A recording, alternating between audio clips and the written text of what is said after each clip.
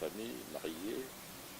J'ai fait mes études essentiellement chez les pères jésuites, de l'école primaire, l'école secondaire et ensuite l'université. L'école secondaire, j'ai fait des humanités scientifiques, l'option maths physique. Après avoir terminé en 69, je suis parti à l'université Loragnon où j'ai pu être admis à la faculté polytechnique. J'obtiendrai mon diplôme d'ingénieur civil, option ponts et chaussées en 75. Et tout de suite après, j'ai été engagé successivement Safricas pour commencer, ensuite la SNCC à Lubumbashi où je suis resté pendant 10 ans comme ingénieur chargé des études, directeur des ouvrages d'art, directeur du génie civil, directeur du département de génie civil. Et de là, je partirai 10 ans après à Kinshasa, où j'ai pu également travailler successivement à l'ONATRA en tant que directeur de voies et travaux, directeur du matériel, directeur du chemin de fer, du département du chemin de fer, administrateur directeur technique, directeur général de l'ONATRA et ensuite conseiller auprès du directeur général après que j'ai terminé ces fonctions. Et voilà, en 2004, je me suis intéressé de très près à la politique parce que, comme vous savez, un directeur général, lorsqu'il a ses fonctions, il est en contact avec tout le monde politique du pays. Et donc, ceci m'a permis, juste après mes fonctions de directeur général, d'embrasser la politique. Et de plus en plus, je me suis rendu compte que la politique était très importante dans le pays parce que c'est d'elle que dépendait la vie dans un pays, l'organisation dans un pays. Voilà, en 2006 plutôt, j'ai été élu sénateur par les députés provinciaux de la province de Bandundu. Ensuite, en 2011, élu député dans la circonscription électorale de Massimanimba. J'ai pu ainsi, dès 2007, commencer ma carrière politique véritablement au Sénat. Et au Sénat également, lorsque je suis arrivé, mes pairs, les sénateurs, les 108 sénateurs, m'ont élu comme questeur du Sénat. Et en ce moment, donc, je suis questeur au Sénat, membre du bureau. Et pour moi, c'est un grand plaisir de travailler dans cette grande institution, puisque au niveau du bureau, j'apprends avec tous mes collègues du bureau de travailler collégialement pour le bien du Sénat, pour que le Sénat puisse être en mesure de rendre les meilleurs services d'abord aux sénateurs et ensuite à tous les fonctionnaires qui aident le Sénat à se retrouver dans les conditions dans lesquelles nous travaillons aujourd'hui. Le travail, je dirais, se passe convenablement, parce que là aussi, il faut dire que du côté de l'État, malgré les problèmes que nous avons, s'occupe réellement de ses engagements vis-à-vis du Sénat, et je dois dire que tout se passe bien.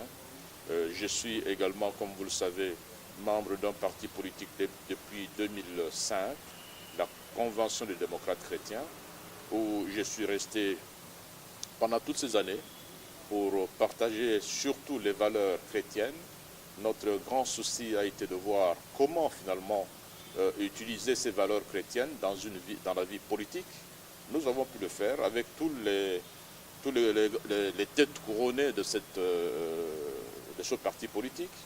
Et comme vous le savez, vers la fin, à la faveur de cette loi électorale qui a pris des dispositions concernant les seuils provinciaux et ensuite le seuil national, nous avons pu mettre en place une plateforme électorale englobant des partis politiques qui ont accepté d'avoir la même vision que nous pour que nous allions ensemble aux élections de manière à pouvoir obtenir le plus possible de députés provinciaux d'abord pour nous occuper de nos provinces et ensuite un nombre convenable de députés nationaux pour nous permettre également au niveau de l'Assemblée nationale d'avoir une position qui puisse nous permettre d'émettre nos idées, de les mettre en pratique pour le bien de notre pays. Voilà d'une façon générale, d'une façon globale, mon cheminement au point de vue de ma carrière et ensuite mon cheminement politique jusqu'à ce jour.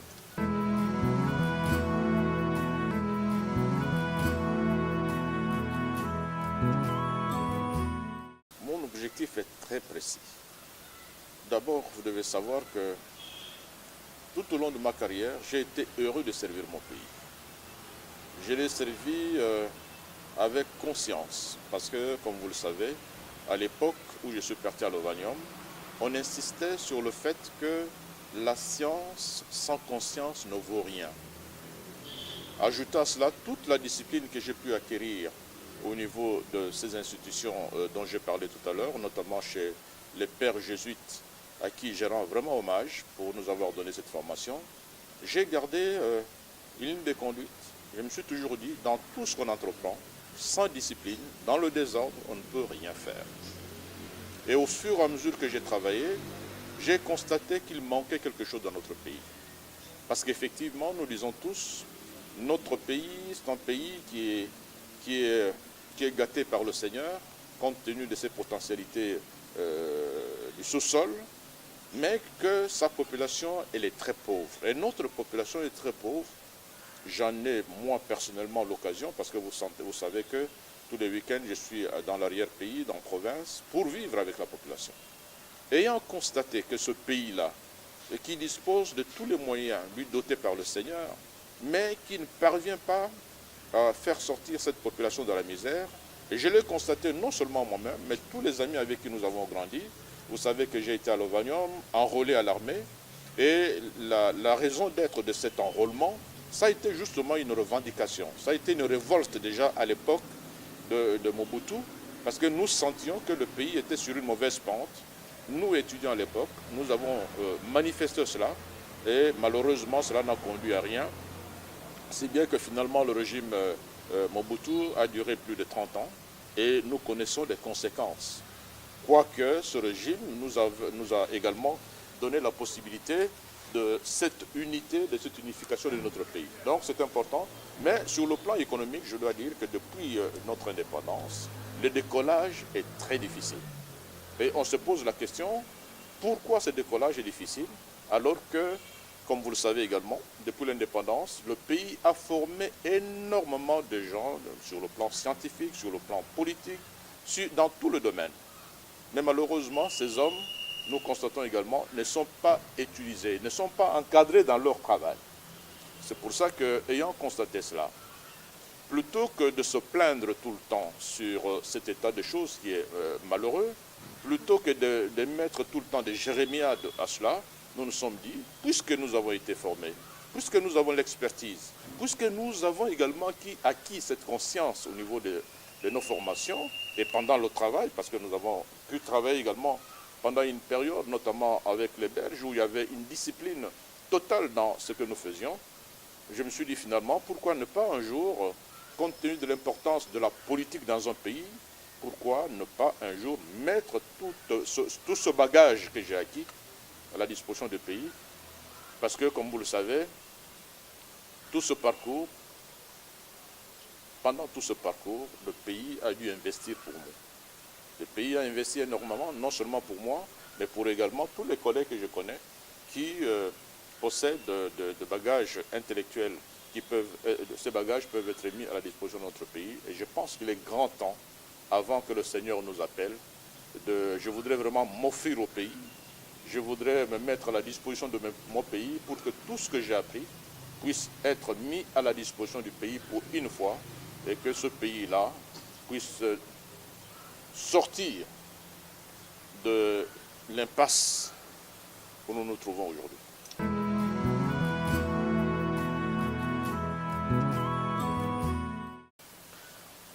L'axe prioritaire, je vais résumer par un axe prioritaire, ça sera la dignité de l'homme congolais. Nous avons été longuement frustrés. Nous avons été la risée du monde entier à partir d'une certaine date. Parce que j'ai connu également la période où le Congolais était respecté. Partout où nous allions, on voulait savoir qui était le Congolais. Mais cette période-là, malheureusement, est dévolue. Aujourd'hui, le monde entier se moque de nous. Et cela est inacceptable. Pendant longtemps, et je ne suis pas le seul, nous qui pensons voir les choses dans notre pays autrement, je dirais que nous sommes restés en hibernation. Maintenant, il faut que nous sortions de cette hibernation, que nous sortions de cette situation où nous étions pratiquement, comment on dit dans le langage de sécurité, des cellules en attente. Maintenant, ces cellules doivent se réveiller pour que notre pays soit gouverné autrement, pour que notre pays soit gouverné à chaque instant en regardant la population, la dignité de chaque Congolais. Le père de famille doit avoir du travail, le père de famille doit s'occuper de sa famille. Cette histoire de donation qui n'a aucun sens, alors que la donation doit venir d'un père de famille qui a travaillé pour sa famille, pour nourrir sa famille. Ainsi, l'honneur du père de la famille est garanti vis-à-vis non seulement de la famille, mais vis-à-vis également de la société dans laquelle le père de famille vit.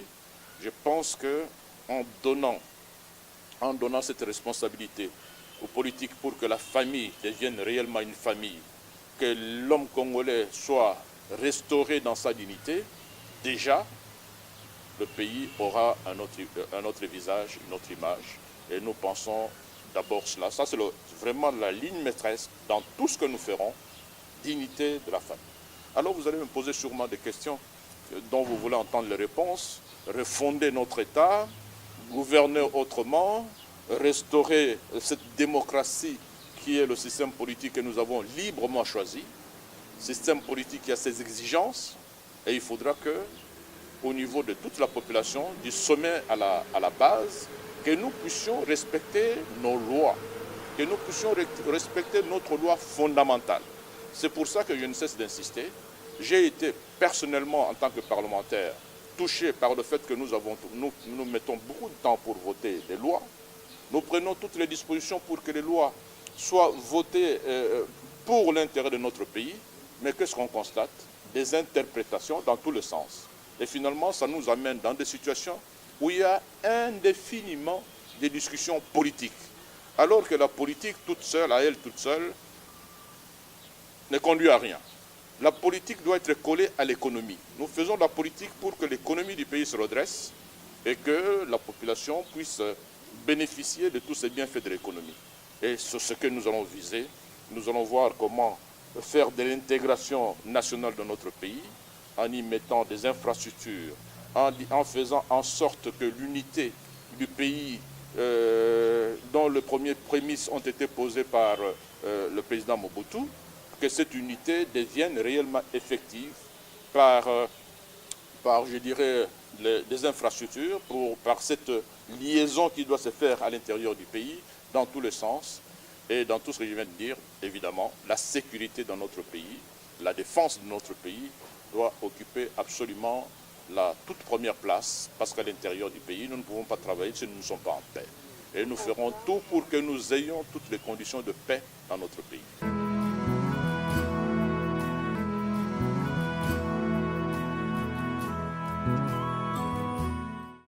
Dans notre pays, tout est là pour que nous puissions avoir les fonds nécessaires pour diriger notre pays. Faire pour mobiliser tous ces fonds? Là, je voudrais pas entrer dans les détails. Nous avons, par exemple, ces minéraux que nous avons ces richesses que nous avons, mais nos richesses ne sont pas uniquement les minéraux. Là également, je voudrais mettre l'accent sur le fait que la première richesse, c'est les hommes. Parce que vous savez qu'il y a des pays qui n'ont de richesses que les hommes, qui réfléchissent. Et dans notre pays, nous avons des hommes qui réfléchissent. Nous avons des hommes intelligents, des hommes, quand je parle hommes, c'est hommes et femmes, qui réfléchissent, qui sont intelligents, qui ont, je ne cesserai de le dire, un esprit inventif. Nous, techniciens, nous le découvrons. Il suffit de regarder ce qui se passe dans nos cités. Malgré la misère, les gens s'en sortent. Donc, l'esprit inventif, il est là, dormant. Nous allons réveiller cet esprit inventif, cet esprit d'intelligence de nos Congolais, pour que nous puissions réellement réfléchir pour voir comment ces richesses-là doivent se transformer en moyens financiers. Les richesses forestières, les richesses d'eau que nous avons, les richesses sur le plan minier. Et il faudrait à ce moment-là que dans toutes les provinces, puisque nos provinces sont dotées de richesses, que toutes ces provinces puissent, dans toutes ces provinces, puissent décoller des centres, de foyers d'économie pour mettre en valeur ces richesses pour le bonheur de notre population. Et ça, nous avons vraiment des hommes capables, des hommes formés, des hommes intelligents, que nous allons encadrer. Non pas pour, comment je dirais, pour les caporaliser, mais pour les laisser libres dans la réflexion. C'est d'ailleurs pour cela que dès que nous avons le pouvoir, l'une des premières choses à laquelle nous pensons, c'est avoir une bonne banque de données. Tout Congolais devra être connu dans notre pays. Nous allons identifier tout le Congolais. L'identification ne signifie pas faire une liste et avoir chaque Congolais là où il se trouve. Non, ça signifie mieux encore. Nous devons savoir ce qu'est chaque Congolais, ce que possède chaque Congolais, de telle sorte que nous allons prendre des mesures, mettre en application toutes nos lois, et tout Congolais qui va enfreindre à ces lois sera connu, même s'il s'échappe, mais nous mettrons des mécanismes pour que nous puissions à chaque moment contrôler ce que fait chaque Congolais et être à mesure, comme le font les Belges, les Français, les Américains. Ils ont des mécanismes, ils ont mis en place des mécanismes qui leur permettent à chaque instant de savoir ce qu'un Américain fait, ce qu'un Belge fait, ce qu'un Français. Et nous sommes capables de le faire. La technologie est à la disposition de nous tous aujourd'hui. La technologie, nos enfants, nous le remarquons, nos enfants qui naissent, qui font des universités, maîtrisent cette technologie. Et nous allons utiliser tous ces enfants. Vous allez voir que les choses peuvent changer rapidement, très rapidement, parce que longtemps nous avons réfléchi. Je ne suis pas seul, nous sommes nombreux. Beaucoup de cellules dormantes qui vont se réveiller pour remettre le pays sur le rail.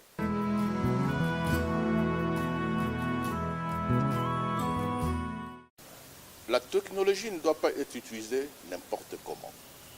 La technologie doit être utilisée pour le bien des hommes. La technologie doit être utilisée pour apaiser les hommes. La technologie ne doit pas venir exacerber tout le temps nos tensions, parce que nous vivons dans des tensions. En ce qui concerne la machine à voter, comme vous le savez, tous les Congolais pratiquement ont décrié cette machine à voter. Peut-être sans raison, mais lorsque cela atteint le niveau psychologique des gens, il ne faut pas insister.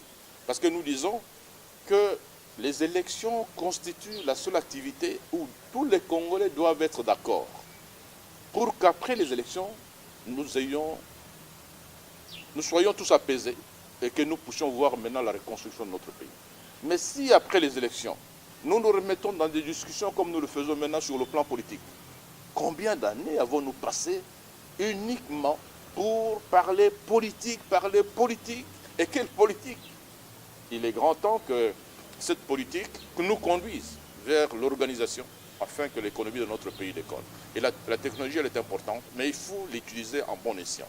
Il ne faut pas utiliser la technique avec des arrière-pensées. Il ne faut pas utiliser la technique pour brimer les autres. La technologie, comme partout ailleurs, doit nous servir tous à vivre mieux, à l'appliquer pour que nos populations puissent se retrouver. Voilà donc comment nous voyons cette machine à voter, étant donné toutes les suspicions qui sont nées autour de cette machine à voter, étant donné tout ce qui s'est raconté autour de cette machine à voter. Nous avons également suivi par Jeune Afrique tout ce qui s'est dit à l'hôtel du fleuve autour de cette machine. C'est entré dans nos oreilles, c'est devenu psychologique. Il faut absolument écarter la machine à voter, de telle sorte qu'après les élections, nous puissions avoir un climat apaisé. Parce que ce qui compte, ce n'est pas les élections qui comptent. Les élections comptent. Mais après, la préélection doit avoir un climat apaisé pour que nous puissions travailler dans les meilleures conditions. Autrement, nous allons rater et nous allons recommencer. Et ça sera l'éternel recommencement. Nous aurons fait, nous aurons défait et en fait, après, il faudra recommencer. Nous avons du temps. Nous devons gérer le temps pour le bien de nos enfants qui naissent, pour le bien de nos petits-enfants, parce qu'aujourd'hui, nous avons des petits-enfants. Nous voulons voir ces enfants dans de meilleures conditions de vie. La vie des hommes, la vie est importante. Tout ce que le Seigneur nous a donné, c'est pour que nous puissions vivre dans les meilleures conditions. Et chaque Congolais a le droit à la vie, le droit à la liberté, le droit à l'information, à l'éducation, le droit à la vie, tout court. Et donc, pour nous, ça sera une constante préoccupation. La vie de chaque Congolais, elle est précieuse et nous essayons de rendre cette vie à chaque Congolais.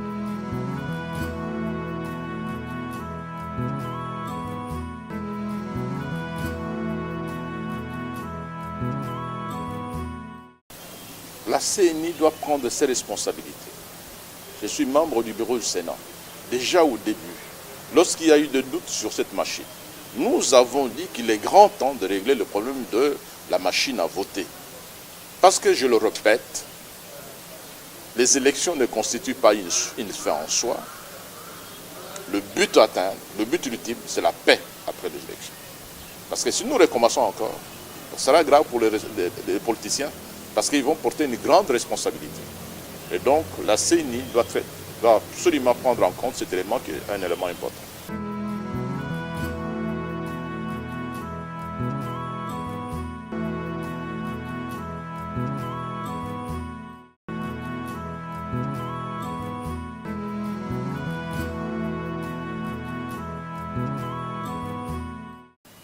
Rien n'est facile. J'en suis conscient. Rien n'est facile. Mais ce qui compte, c'est quoi? C'est l'objectif. Qu'est-ce qu'on veut? Qu'est-ce qu'on veut atteindre? Ce que nous voulons atteindre, nous, dans l'opposition, non seulement c'est le changement, que ce soit le changement des personnes à la tête du pays, mais qu'il y ait un changement de régime. Qu'il y ait un changement, comment je dirais, de gouvernance. Qu'il y ait un changement de vision. Que l'homme congolais soit au centre de tout ce que nous devons faire. Comme nous le voyons par ailleurs. C'est ça le plus important. Et donc, pour arriver à ce changement, non seulement des personnes, mais également de régime, il faut absolument que l'opposition s'entende, que nous ayons un candidat commun. Parce que, comme vous savez, aujourd'hui, les élections sont à un seul tour.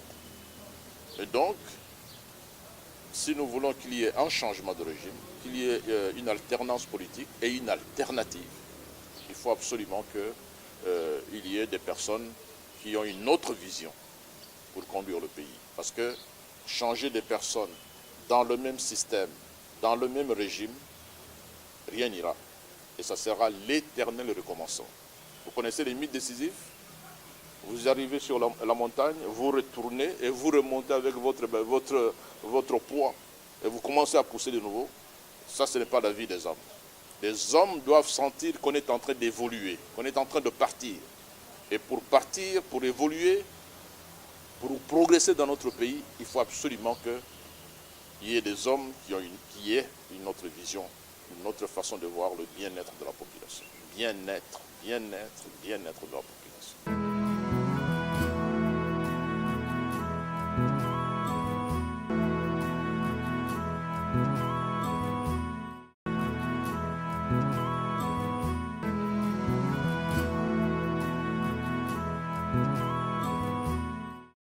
Poids politique.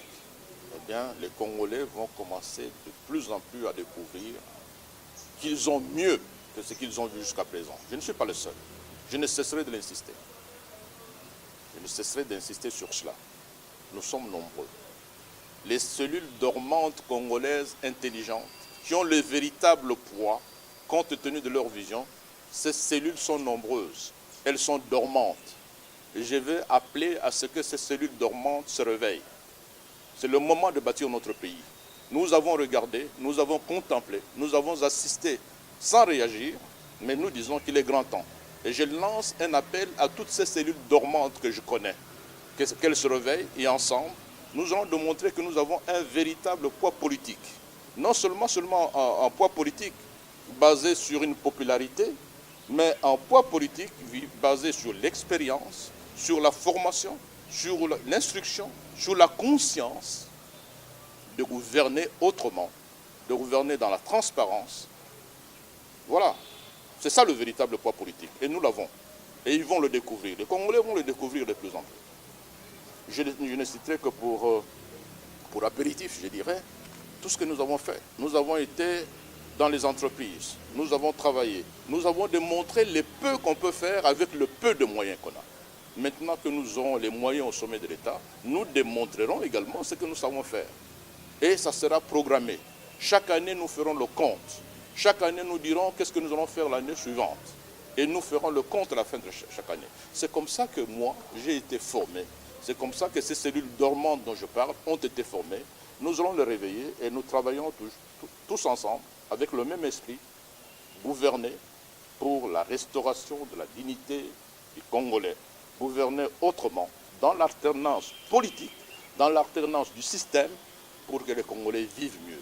Et ça, je vous assure, lorsqu'on est engagé, lorsqu'on a la volonté de le faire, lorsqu'on a la vision politique dans tous les secteurs d'activité, nous y arriverons. Et moi, le poids politique, défini comme étant la capacité d'un homme à drainer les gens dans la rue, ce n'est pas le véritable poids politique. Le poids politique, c'est ce qu'on est, c'est ce qu'on a à l'intérieur de soi. Le poids politique, c'est sa base qui vous soutient parce que la base vous connaît. Et moi, je dirais à tous nos amis que nous puissions arrêter les critères pour que nous puissions arriver à ces candidats communs lorsque nous serons d'accord sur les critères. Et ces critères doivent inclure également la base d'un chacun, la véritable base qui réfléchit, qui nous conduit vers des destins meilleurs.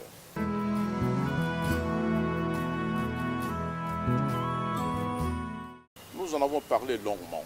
Nous avons fait des déclarations. Nous pensons que tous les Congolais qui veulent aller aux élections doivent y aller, de telle sorte qu'après, personne ne puisse réclamer quoi que ce soit.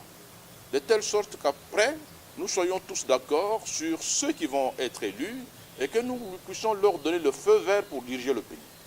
Mais si, après les élections, il y a des Congolais qui puissent encore dire « Non, je n'ai pas été aux élections parce qu'on m'a empêché » et donc la guerre de mots reprend, la guerre politique reprend, nous pensons que nous perdons beaucoup de temps dans le pays. Et celui qui aime vraiment son pays, celui qui aime son pays ne peut pas se permettre de faire ça. Nous avons souffert pendant longtemps. Nous avons attendu pendant longtemps ce moment pour que nous puissions repartir. Eh bien, moi je suis persuadé que nous sommes bénis pour cela. En ce moment, nous devons y aller.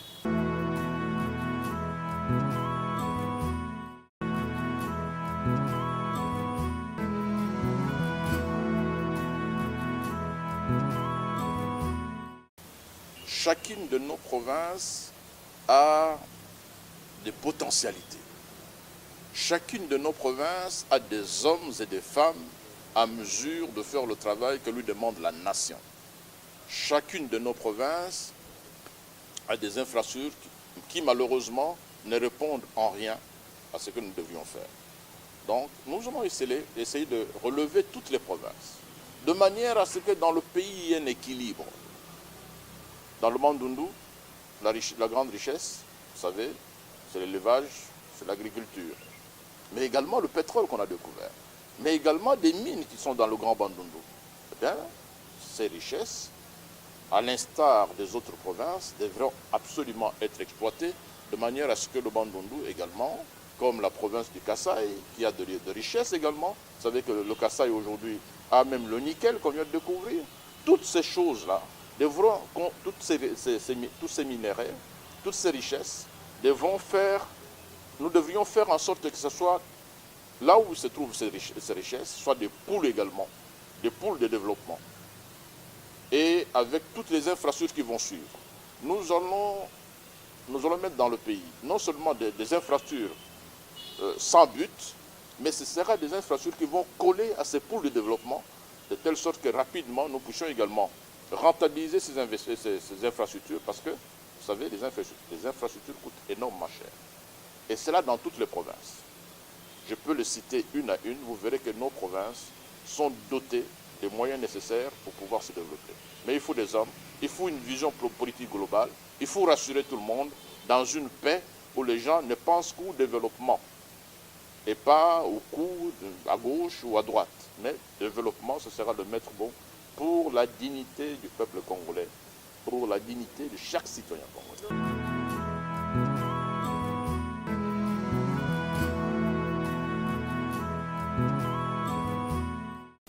Aux urnes. Puisque vous parlez des urnes, nous sommes en train de prier, de crier, de faire en sorte que ces urnes puissent être un moment où la transparence va faire place à tout ce que nous connaissons comme turpitude. C'est ce que nous voulons, des élections apaisées, des élections transparentes, des élections crédibles. C'est un moment politique important, les élections. Et moi, je ne peux qu'appeler tous les Congolais à venir voter. J'appelle tous mes frères de la République démocratique du Congo à faire de ce moment un moment de haute responsabilité patriotique, qu'ils viennent aux élections tous s'exprimer qu'ils soient nombreux à voter, mais qu'ils votent surtout pour les idées. Qu'ils votent pour les idées. Je ne cesserai de le répéter. Qu'ils ne votent pas parce qu'il y a une maman qui a constitué des conteneurs de Mpiodi, des conteneurs de moto, des conteneurs de je ne sais pas quoi, pour aller appâter notre population, mais qu'ils votent en âme et conscience pour le développement que nous devons imprimer pour notre pays.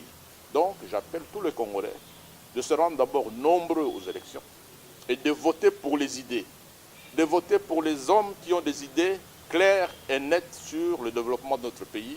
Et en ce qui concerne l'arc-en-ciel du Congo, c'est l'arc-en-ciel du Congo qui recèle de nombreux intellectuels, des gens qui ont été formés dans tous les domaines. Eh bien, l'arc-en-ciel du Congo met à la disposition de notre population des idées, puisque nous n'avons pas de moyens financiers. Nous n'avons pas d'impiodi, nous n'avons pas de conteneurs, nous n'avons pas de paniers à distribuer. Nous distribuons des idées constructives, des idées alors qui vont donner plus tard à chacun d'entre nous, dans la dignité, de quoi manger, de quoi s'habiller, un habitat décent. Et nous allons veiller sur cela avec nos idées, avec l'intelligence, comme le font les autres. Et je citerai par exemple les Japonais, qui n'ont que l'intelligence pour développer leur pays. Nous également, nous avons cette intelligence. Cette intelligence, nous avons cette volonté, nous avons cet engagement pour aller de l'avant. Merci Madame Nagui. Merci.